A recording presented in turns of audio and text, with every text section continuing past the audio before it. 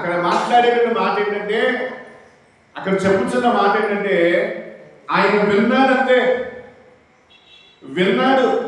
కానీ ఈరోజు మనం వచ్చి పిలిస్తేనే ఆలోచన చేస్తాం, వచ్చి పిలిస్తేనే కారణం ఏదో ఇప్పుడు గుర్తొచ్చావా, ఇప్పుడు అవసరమైందా, ఇప్పుడు మేము వచ్చాము, ఇప్పుడు గుర్తొచ్చావా అని ఎన్ని క్వశ్చన్లు వేస్తావో.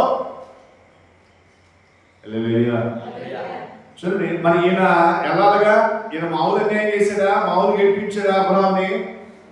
తన భాగం అనుకున్నాడు, తన కుమారుడిగా భావించుకున్నాడు, తన సొత్తుగా భావించుకున్నాడు. తాను సమాజంలో ఎక్కడికి వెళ్ళినా, ఏ ప్రాంతానికి వెళ్ళినా ఆయా యోబు అక్కడ లోతు అబ్రహాం యొక్క వంశీయుడి, అబ్రహాం యొక్క కుమారుడిగా భావించాడు. మందల్లో వాటా ఇచ్చాడు, పశువుల్లో వాటా ఇచ్చాడు, భూముల్లో వాటా ఇచ్చాడు, రాబడిలో వాటా ఇచ్చాడు. అన్నిటిలో తమ భాగాన్ని తనకు వచ్చిన వాటాలోనే తన వాటా ఇచ్చాడు. ఎంత చేస్తే ఏం చేసిందండి? అన్యాయం చేసి వెళ్ళిపోయాడు.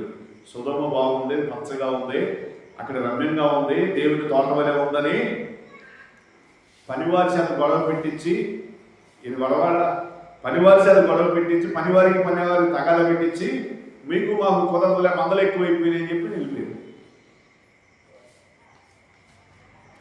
గొడవ ఒక రకంగా వచ్చింది, నిర్ణయాలు ఇంకో రకంగా ఉంటాయి.